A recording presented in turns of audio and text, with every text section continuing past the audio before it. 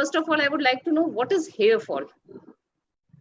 Any excessive shedding of the hair which was present previously not there. It can be, frankly speaking, when a person loses approximately 70 to 100 strands a day, it is normal. Howsoever panic it may create in someone's life, but losing 70 to 100 strands a day is a normal part of the hair cycle. So we should not panic about that. But if you start observing that it is approximately more than 70 to 100, or if you observe that there are some areas in which the parting line has increased in the width, or there is receding of the scalp, then definitely we should go for treatment. Medical management is required. Okay. Or then why does it happen? What is the most? Hair fall can have numerous reasons. In females, mostly it is related to nutritional reasons, while in males it is mostly related to hormonal reasons. However, it can be vice versa also, but I am talking about the most common reasons. For example, in females, the most common reason is iron deficiency, vitamin B12 deficiency, vitamin D deficiency, micronutrients like biotin, calcium pantothenate deficiency, and amino acid deficiency because of the protein deficiency. While in males, it is mainly because of the age-related factors which convert testosterone to a hormone which is known as dihydrotestosterone, which then disturbs the hair cycle and then again lead to hair fall. So when a male patient comes to us, and we definitely think about more on the hormonal and the genetic basis, while a female patient comes to us, we first try to rule out the nutritional causes and then only we move on to different causes. Doctor Navjot, बहुत commonly देखा गया है कि pregnancy में के बाद, pregnancy के दौरान हेयर फॉल बहुत होता है.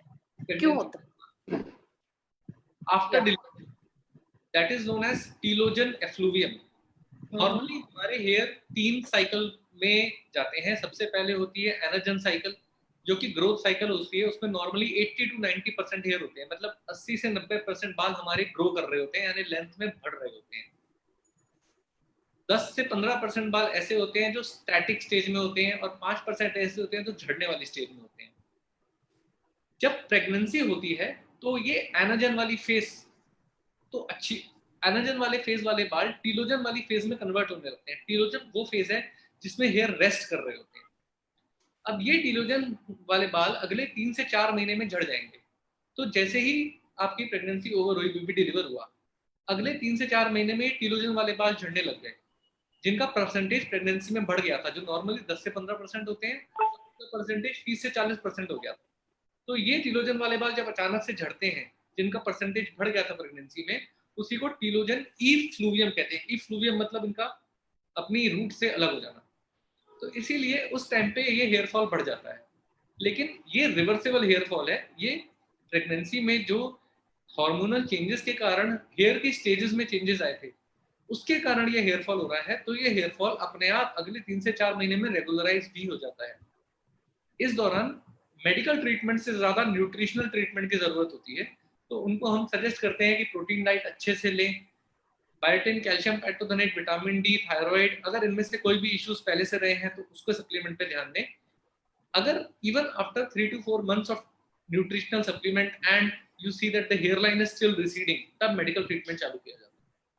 मोस्ट इंपॉर्टेंट इज समझाना कि it is normal. It is more of a counseling thing. more of a counseling because panic a lot. Hair fall हुआ नहीं कि बस. तो प्रेगनेंसी डिलीवरी के 3 से 4 महीने तक हेयर फॉल नॉर्मल है.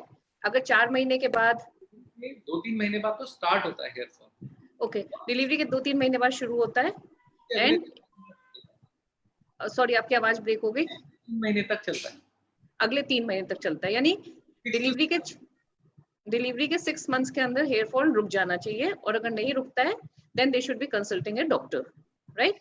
This is the take home message. Okay, and is there any way कि प्रेगनेंसी के दौरान हम ऐसा कुछ खाएं या करें कि पोस्ट डिलीवरी हमारे हेयर फॉल ना हो?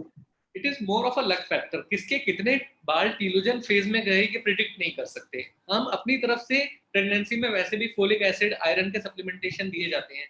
विटामिन डी आजकल ऑलमोस्ट सभी टेस्ट कराते हैं. विटामिन डी लो आता है तो उसके सप्लीमेंटेशन देते हैं. जो चीज हम मिस करते हैं वो होते हैं vitamin B12. Vitamin B12 vegetarians में खास करके लो आता है.